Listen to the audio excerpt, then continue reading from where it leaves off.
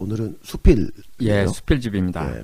저희가 이 방송 지금 한지 2년 반이 벌써 넘었는데 네. 이 방송 나갈 시점에서 처음으로 다루는 수필집이에요. 에세이집은 한 번도 다룬 적이 없죠. 네. 이름하여? 예, 히가시노 게이고의 무한도전이라고 하는데. 예, 근데 이게 지금 일본 원서에는 하고 이렇게 물음표가 있어요. 도전? 예, 도전입니다. 네, 정도 되겠죠. 그래서 저희도 뭐 이거 히가시노 게이고의 무한도전 이러면 너무 기니까 그냥 네. 무한도전이라고. 그러시죠. 얘기를 드리겠습니다. 우리나라에 출간되기는 히가시노 게이고의 무한도전이라고 나온 그렇게 거죠. 됐습니다. 예. 이게 첫 번째 에세이집은 아니죠. 예. 우리나라에 나온 두 번째 에세이집이고요. 네. 2017년 2월에 꿈은 토리노를 달리고라는 에세이집이 나왔고요. 이건 토리노 동계올림픽 2006년 동계올림픽 참관기예요. 아니 근데 올림픽이 끝나고 10년도 더 돼서야 우리나라에 나왔죠? 그러니까요. 네, 2017년 2월인가요? 예, 이 작품도 마찬가지예요. 네. 무한도전도 이제 늦게 나오는데. 내용은요? 어쨌거나 이 두 번째 우리나라에 출간되는 두 번째 에세이집이고요. 꿈은 토리노를 달리고에 이어서 그리고 이 작가가 이 무한도전은 작가가 겨울 스포츠인 스노보드, 겨울 스포츠 엄청 좋아하잖아요. 그러게요. 그 스노보드를 처음 배우는 과정이 나와요. 예. 그리고 어떻게 그렇게 좋아하게 된 과정, 그리고 막 타러 다니면서 겪었던 그 에피소드 등을 잡지에 연재한 것을 모아서 나온 작품이에요. 그래서 상당히 작가의 어떤 뭐 스노보드에 대한 열정. 그럼 교수님 이게 언제 나온 거죠, 우리나라는? 이게 우리나라에는 이제 나온 지 얼마 안 됐습니다. 네, 2018년 12월에 나왔는데. 일본 출간일은요? 일본은 2004년 5월에 나왔어요. 교수님 그럼 이왕 이렇게 늦은 건데 예. 겨울에 하시지 그러셨어요. 이걸 그럴 걸 그랬네. 한여름에 스노보드 얘기가 이게 와 닿을까요? 아니 이제 더우니까 시원하게 이제 눈 얘기 좀 들으시라고. 그건 정말 영화 실미도에 나오는 비겁한 변명입니다. 그게 실미도에서 나왔습니까? 그럼요. 저는 실미도 영화 봤는데도 거기서 나왔는지 몰랐는데, 그랬구나. 네, 이런 식으로 화제를 또 전환하시는 영화 방송도 했는데. 영화 방송 저랑 그러니까요. 예. 1년 넘게 했는데. 근데 그 대사를 다 어떻게 아시겠어요? 근데 어찌됐건 이거 겨울에 하셨으면 좋았을 건데. 그러네요. 눈이 다 녹아버렸잖아요. 그러네요. 한여름 지금 해수욕장 가야 되는데. 그럼 어쨌건 일본 출간일은 2004년이었다. 5월이고요. 이게 14년 만에 나왔어요. 그러니까요. 늦게 나왔어요. 이게 2004년에 세 작품을 썼는데 소설 두 작품 환야를 2004년 1월. 완전 초대작이잖아요. 엄청나죠. 그리고 1000페이지가 넘죠. 그다음에 이 무한도전 나오고 또 2004년 12월에 방황하는 칼날 이렇게 세 권이 나와 있더라고요. 근데 충격적인 거는 꿈은 토리노를 달리고가 실제로는 나중에 나온 거네요. 나중에 나온 겁니다. 나중에 나오는 겁니다. 우리나라에는 출간이 더 빨랐어요. 그러니까요. 어째 의미는 없어요. 왜냐면 10년 너무 오래됐기 때문에 맞아요. 어쨌거나 이 무한도전에는 20편의 에세이가 아니고 20편이 실려 있는데 17편의 에세이와 단편 소설이 3편이 실려 있어요. 아주 짧습니다. 그래요? 아주 짧은 단편 소설, 꽁트 같은 비슷한 그런 단편 소설 3편이 실려 있고요. 이건 정말 손바닥 장자 장편 소설이겠네요. 그렇죠. 단편도 아니고. 장편, 손바닥에 그어서 보는 짧은 아주 짧은 거죠. 맞습니다. 이게 월간 제이노블이라는 잡지에 연재가 됐고요. 2002년, 3년, 4년에 걸쳐서 연재됐고요. 월드컵 경기본 우리 한일 월드컵 있었죠. 2002년도에. 네. 그 월드컵 일본에서도 있었으니까 결승전인가를 봤더라고요. 그래요? 4강 결승전을 본 얘기가 있어요. 네. 아주 흥미있게 봤고요. 그리고 이 번역자는 이제 양윤옥 선생님이시고. 정말 대부시죠. 대모라고 해요. 그러시죠. 최고의. 20권이나 히가시노 게이고 작품 20권 번역하셨으니까 엄청납니다. 히가시노 게이고가 그러니까 우리나라에 출간된 거는 두 권. 에세이가 2권인데 실제로는 수필집을 꽤 냈다면서요? 5권이나 냈습니다. 수필집을. 그럼 앞으로 나올 만한 것들이 있어요. 더 나올 수 있겠군요. 그러니까 흥미있는 저는 이제 내용을 잘 모르는 최근 다 갖고 있는데 내용은 모르는데 어떤 내용인지만 살짝 올라와 있는 걸 보니까 우리나라 번역된 거 2권 말고도 상당히 흥미로워요. 95년 3월에 그 시절 우리는 바보였습니다라는 수필집이 나왔는데 이게 자신의 학창 시절 초등학교 시절부터 대학교 시절까지 이야기를 담은 수필집이고요. 이거는 지금도 먹히겠는데요? 그러니까요. 어차피 과거 얘기잖아요. 그러니까 작가 좋아하는 사람들은 알고 싶어 하잖아요. 알고 싶죠. 이제 우리 교수님은 그래 오사카에 가족들이랑 여행 갔는데 가족들 다 내팽개치고 히가시노 게이고 작가의 대학교. 대학을 방문하시고 그 얘기도 막 이런 분도 있으면 얼마나 궁금해요. 강연 중에 막 했었는데 지난 오프 모임 때.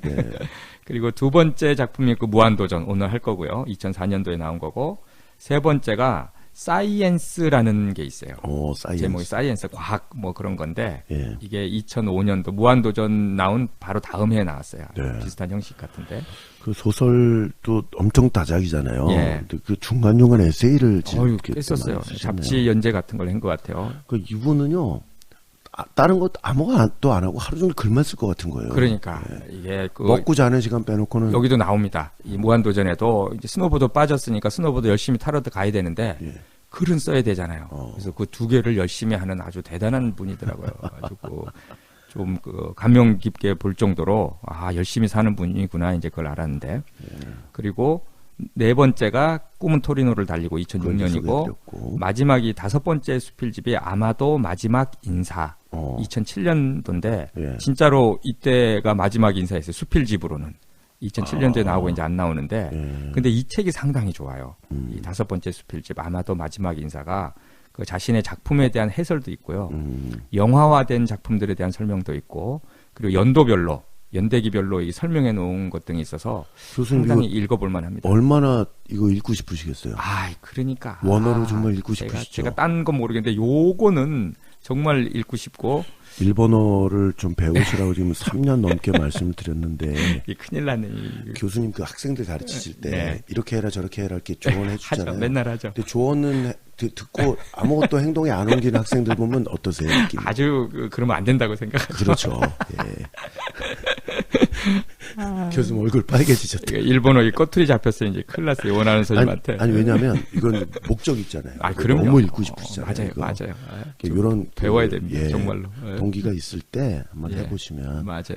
그 권일영 선생님 이거 좀 번역하시면 안 되나? 그러게요. 이거는 아마 번역해도 그러니까요. 상당히 먹힐 것 같은. 왜냐하면 히가시노 게이고가 완전 열풍이잖아요. 그러니까요. 지난 시간에 잠깐 말씀드렸듯이 제가 최근에 방송 나오는 시점으로 최근에 이제 일본 출장을 갔는데 이번엔 서점을 못 갔거든요. 근데 제가 거의 1년에 한두 번씩은 꼭 가요. 가보면 서점을 들르는데 항상 앞에 히가시노 게이고가 그러니까 일본은 모르겠어요. 서점마다 다 다른지 모르겠는데 천장부터 이 바닥까지를 한 100권, 200권으로 아예 채워놓습니다. 디스플레이를 해놓고 똑같은 책을 착착착착 쌓아놔요. 이렇게. 엄청나네. 디스플레이. 일본에서도. 그 히가시노 게이고 작품. 놀랍네요. 일본은 정말 유명한 작가들 많거든요. 제가 갔던 사진만 보내드리고 있었잖아요. 맞아요. 본 기억나요. 맞습니다. 그러니까 요는 교수님 좀 한번 해보시죠. 그러게요. 무한도전 수필집 얘기 좀 더 해야죠. 스노보드 얘기라고요. 이게 스노보드 얘기인데 2002년에서 2003년에 걸쳐 이제 작가가 스노보드를 시작하면서부터 잡지에 스노보드에 관련된 연재한 거고요. 이때 그 히가시노 게이고 나이가 43이었어요. 그때 처음 배운 거예요, 스노보드를? 그때 처음 배운 거예요. 그게 쉽지 않은 일인데. 그러니까요. 이게 쉽지 않거든요. 구조상 엉덩방아를 많이 쪄야 되거든요. 맞아요. 그러고 보니까 원하는 손님은 아주 가족 자체가 저는 스키 매니아 많이 하고 스노보드는 사실은 별로 이렇게 썩 좋아하진 않아요. 타보신 적은 있으세요? 아니요. 스노보드가 좀 상당히 위험합니다. 위험하죠. 그러니까 여기도 그 얘기가 많이 나와요. 스키는 사실 폼 잡으려면 10년, 20년 타야 나오는데 스노보드는 그렇지 않거든요. 근데 이게 젊은 사람들만 매료돼요. 그런데 이제 그게 폼은 좀 그렇게 금방 나오는데 이 자기 마음대로 잘 안 됩니다. 스키는 원하는 장소에 정확하게 어느 정도 숙련이 돼 있으면 가능한데 스노보드는 어렵네. 좀 이게 상당히 어려운 거네.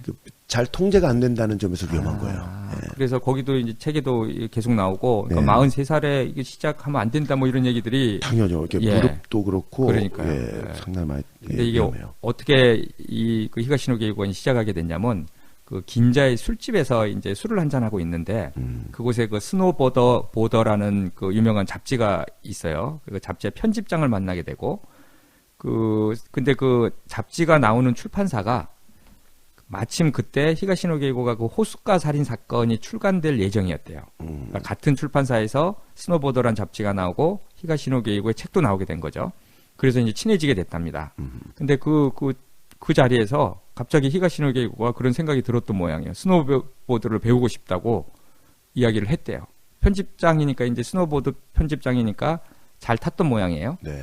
그래가지고 그러니까 당연히 잘 탔겠죠. 예, 편집장이 그러면 조만간 한번 같이 나가자고 했는데 보통 그러면은 그냥 인사치레잖아요. 네. 그러니까 히가시노 게이고가 대단해요.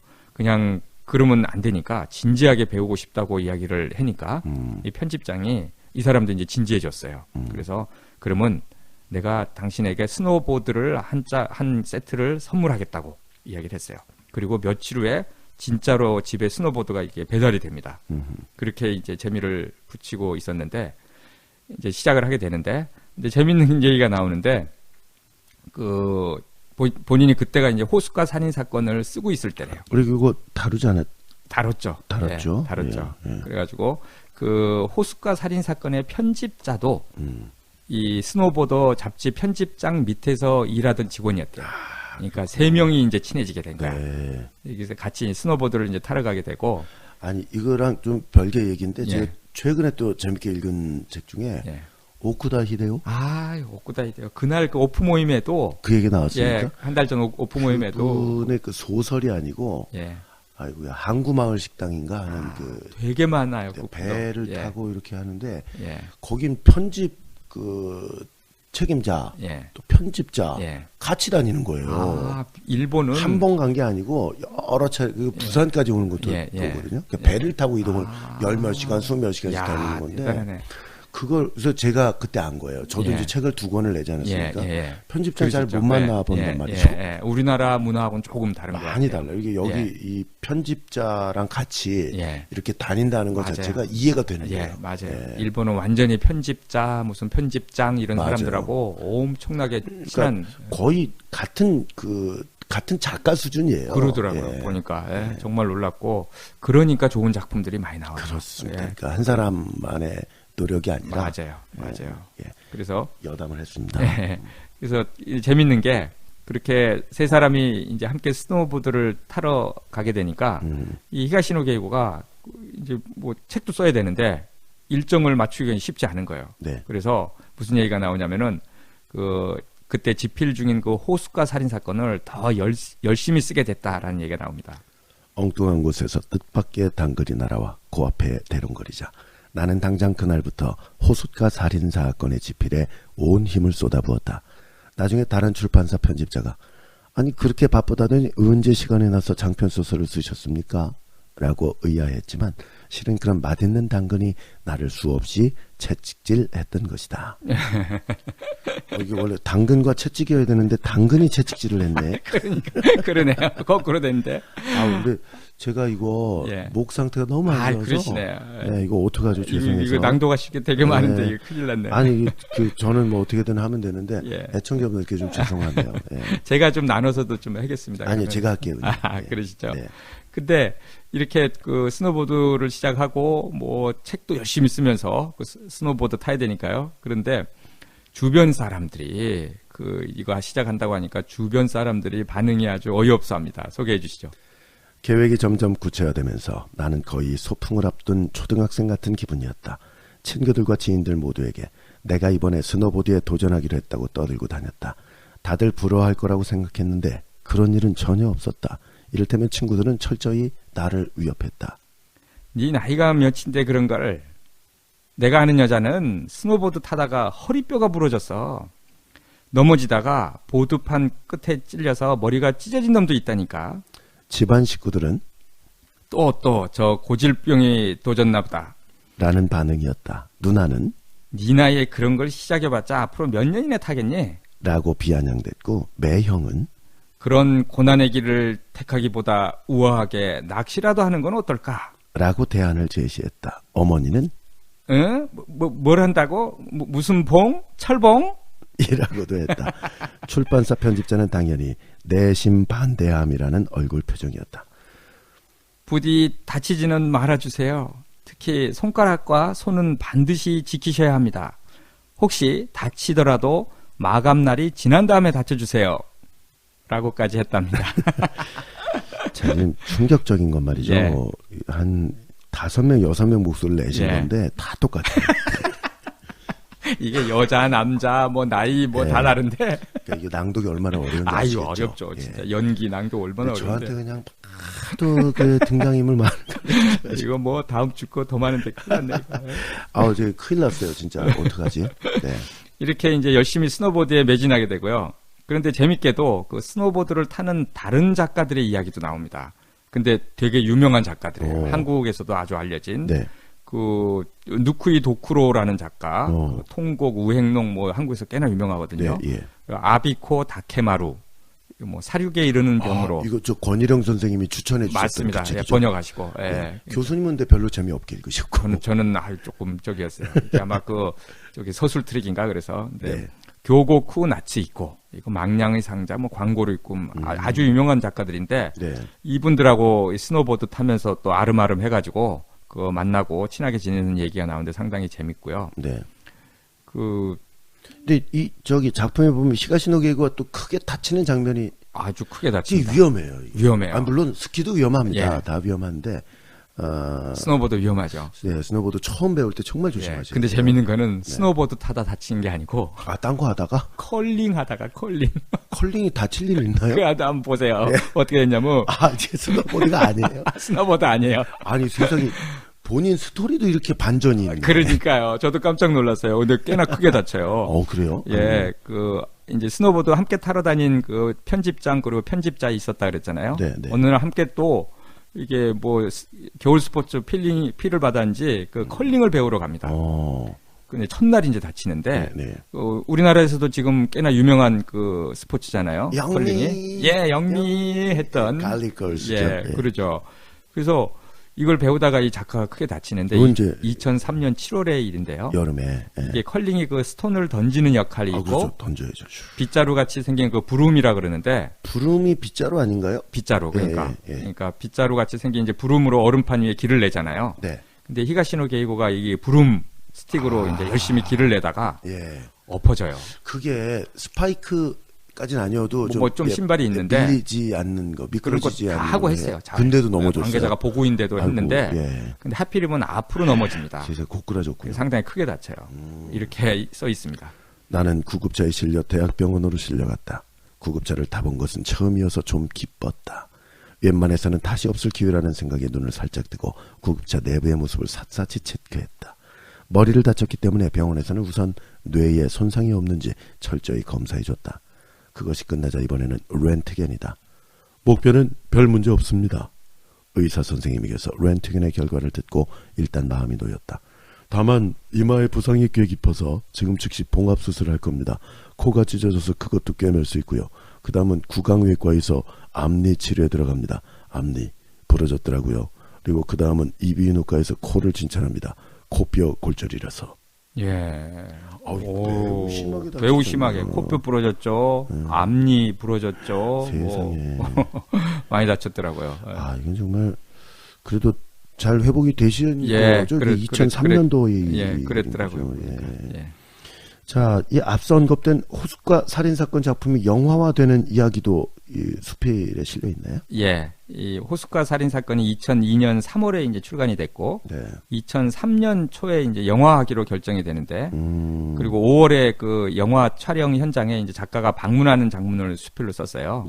이게 재밌는 게, 그 작가가 이 히가시노 게이고가 자신의 그 소설 집필 방식에 대해서 여기서 나옵니다.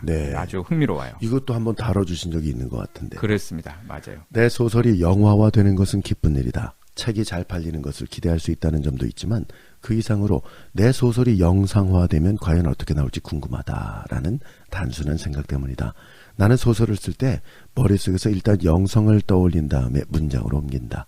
이번에는 그 문장이 영상으로 돌아가는 셈인데 과연 다른 크리에이터에게 맡기면 어떤 식으로 변화돼 나올지 그것을 순수하게 알고 싶은 것이다. 예, 맞아요. 영상 본인이 굉장히 좋아하고 그러니까 소설을 쓸 때 머릿속에서 일단 영상으로 떠올린 다음에 문장으로 옮긴다 할 정도로 그 영상에 대한 어떤 관심이 많더라고요. 히가시노 게이고의 수필집 무한도전, 일본어 제목으로는 차렌지, 이렇게 지금 나와 있습니다. 지난 시간에 소개를 못 해드렸는데 한국 책도 이쁘게 하죠. 12월에 나왔고 이게 스노보드 좋다는 이야기까지 주류를 이루고 있는데 이거 지금 된 여름에 한여름에 지금 듣고 계십니다. 그렇습니다. 지난 시간에 이제 첫 번째 시간이었고요. 오늘 완결편으로 함께 하겠습니다. 그 이제 수필이니까 그 자신의 일상 이야기가 지금 담겨 있잖아요. 네. 맞아요. 지난 시간에 어디까지 얘기를 했냐면 영화화되는 것에 대한 본인의 심경, 또 어떤 느낌인지 맞습니다. 이런 걸 좀 말씀 나눴는데 영화 촬영 현장에서 스케치 뭐 그런 얘기도 나온다면서요? 그렇습니다. 이 호숫가 살인 사건이 영화화되는 거에 이제 촬영 현장으로 그 방문을 합니다.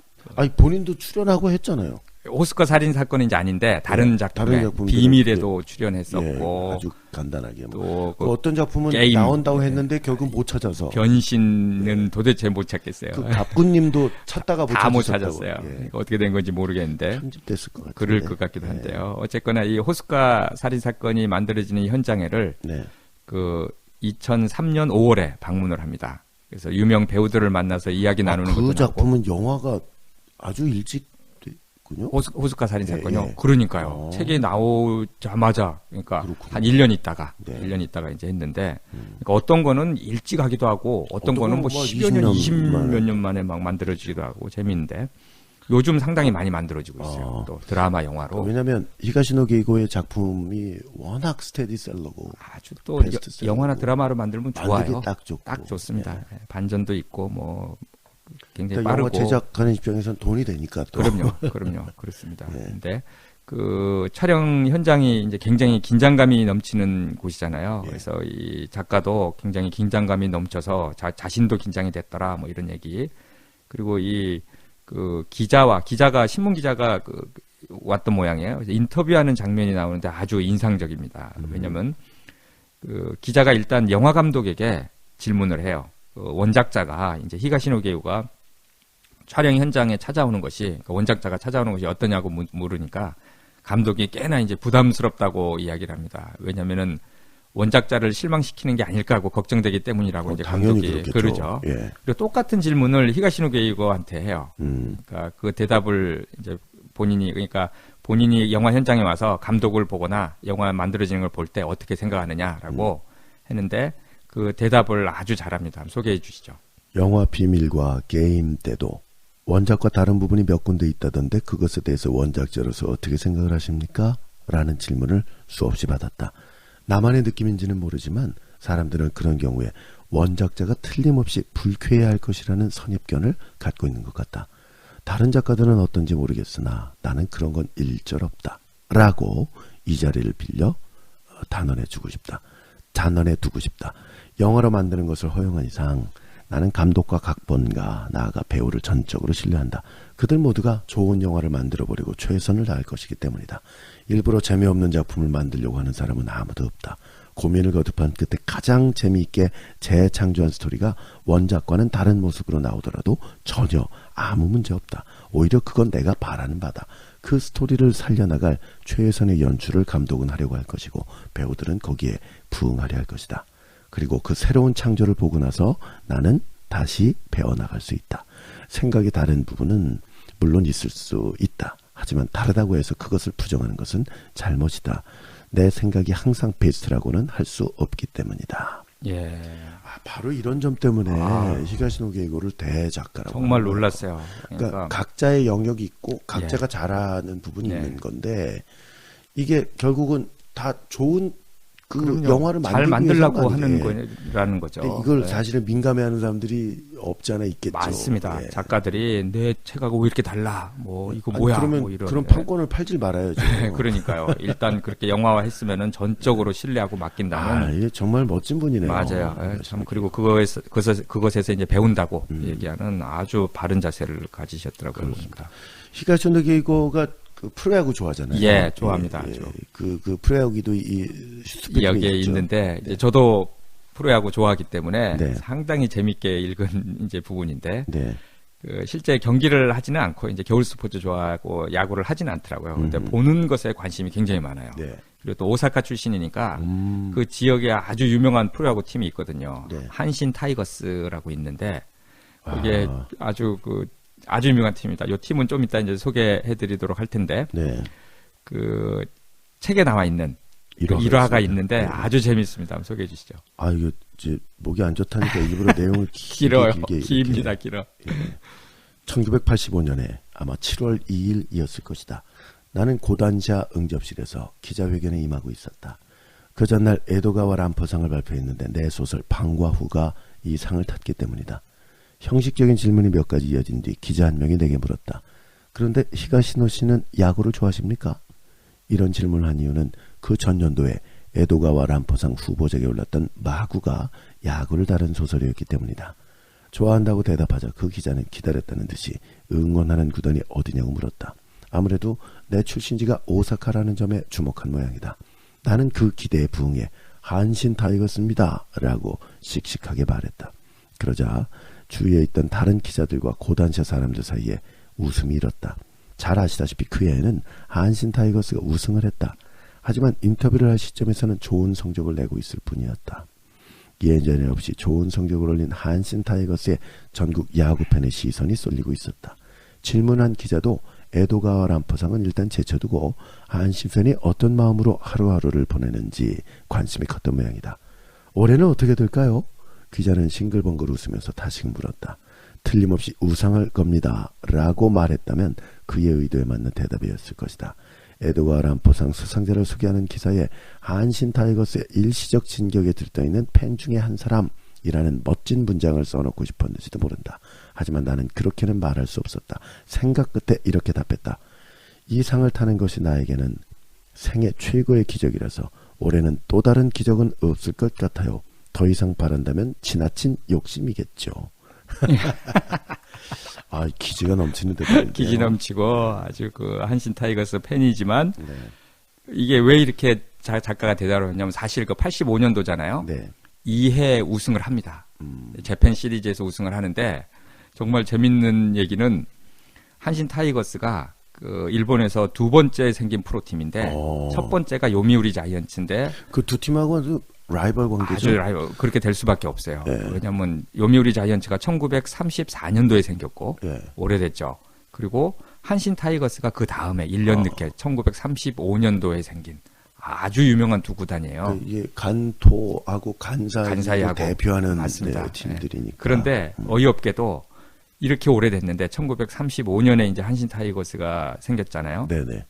여태까지 작년까지 2018년까지 재팬 시리즈 우승을 딱 한 번 했습니다. 그게 85년도예요? 그게 85년도예요. 그렇구나. 그러니까 뭐 기적 운운했던 그렇게 게 말을 할 정도로 이게 못해요. 희한하게 네. 인기는 있는데. 아, 근데 정말 기지 넘치게 대답을 하셨네요. 맞아요. 네. 그리고 또 오히려 그 요미우리 자이언츠는 뭐 어마어마합니다. 60년대, 70년대는 9년 연속 우승도 했어요. 그 정도로. 그 하여간 그 아주 재미있는 그 야구 스필이 하나 실려 있어서 저도 재밌게 봤습니다. 네. 그 이승엽이 요미우리에서 뛰었고. 요미우리 자 이제 4번 타자 했고요. 오승환 선수가 한신 타이거스에서 2014년도에 꽤 잘 하지 않았나요? 가가지고요 2년 동안 엄청난 성적을 냈는데 네. 2년 연속 구원왕 세이브왕이 됐고 우승은 못하죠. 네. 그리고 이제 메이저리그로 오승환 선수는 이제 갔죠. 이 히가시노 게이구가 그 무한도전 수필 속에 있는 그 한신 타이거스 이야기 쓰던 시점이었던 그 2003년도에도 네. 그 한신 타이거스가 우승을 할 뻔했어요. 지구 그 저 센트럴 리그인가 네, 거기 네. 우승은 해요. 그런데 재팬 시리즈에서는 우승을 네. 못했어요. 그래요.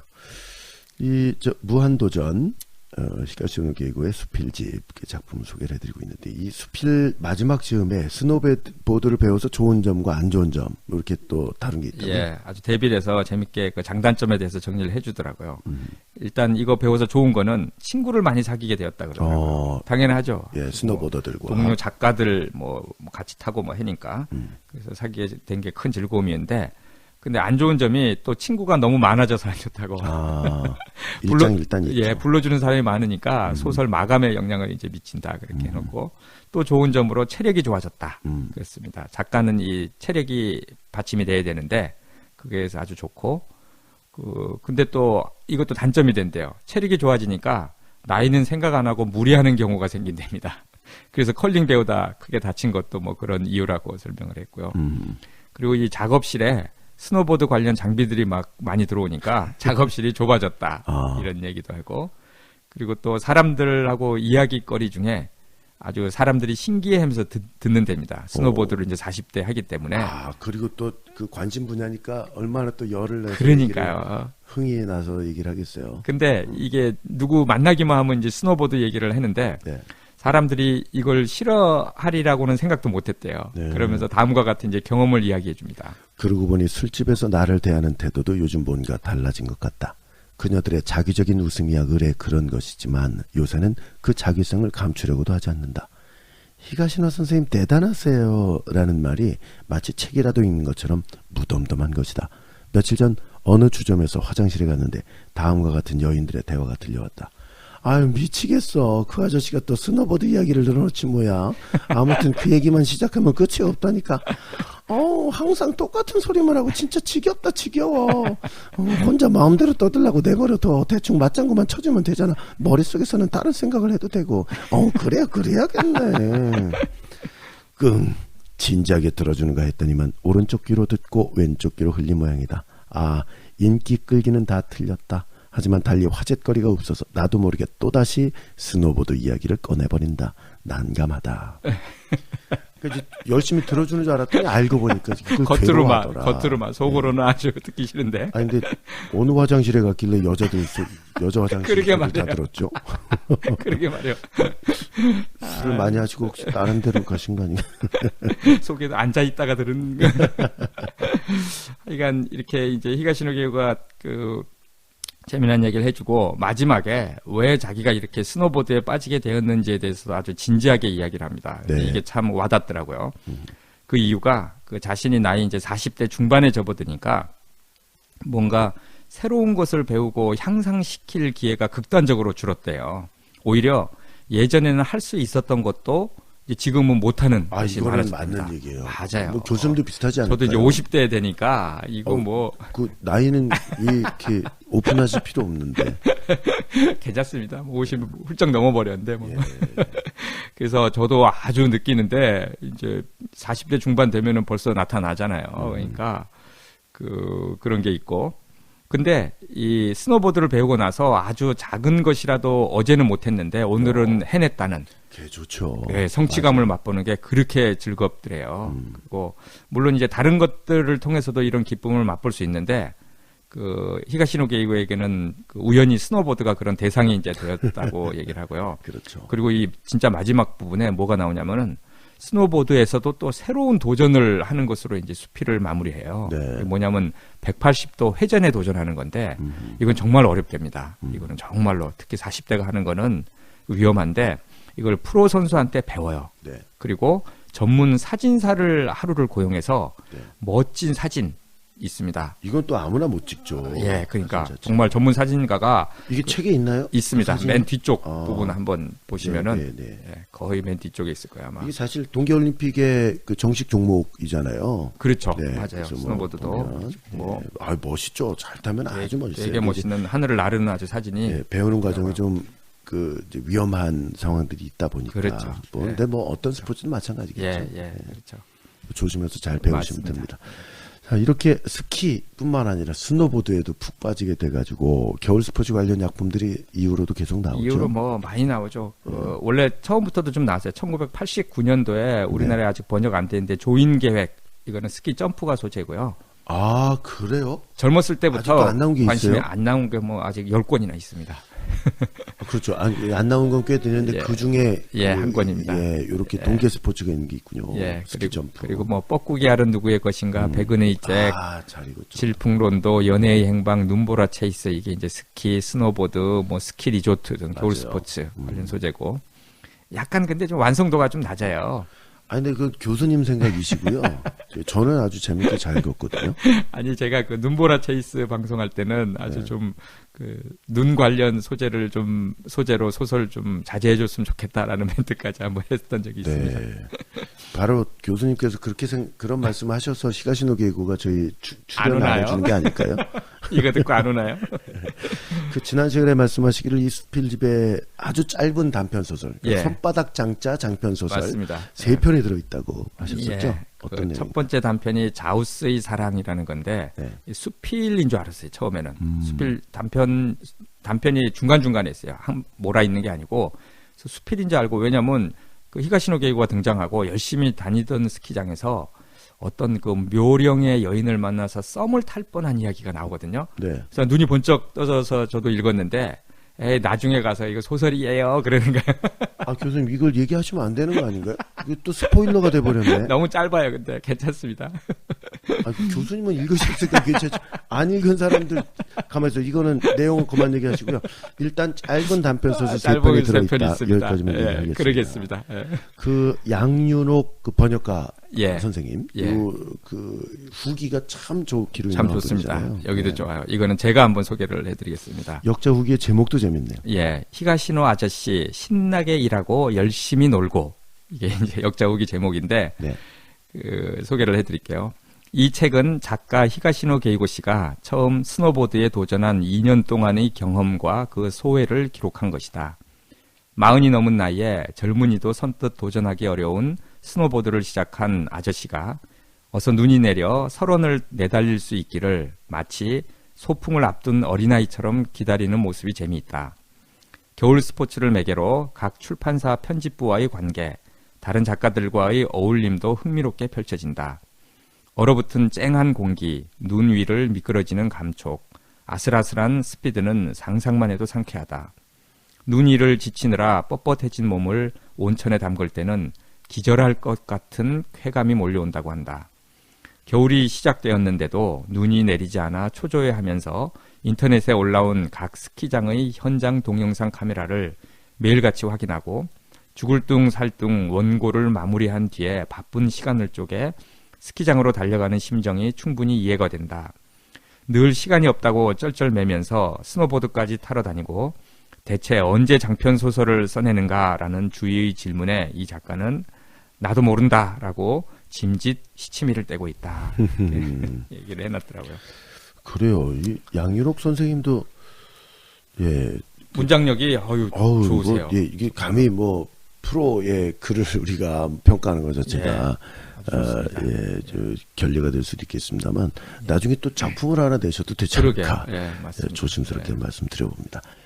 자, 교수님 끝으로 수필집 히가시노 게이고의 무한도전 총평을 좀 해주시고 맺겠습니다. 이 책은 저희 방송에서 다루는 이제 최초의 그 작가 수필집인데요. 30년 동안 90편 가까운 소설을 써온 작가의 그 개인 생활을 솔직하게 엿볼 수 있는 수필집이어서 아주 의미가 특별했어요. 특히 작가가 아주 좋아하는 그 겨울 스포츠인 스노보드를 통해서 작가가 일과 취미를 위해서 얼마나 열심히 살고 있는지를 알 수 있어서 더 좋았고요.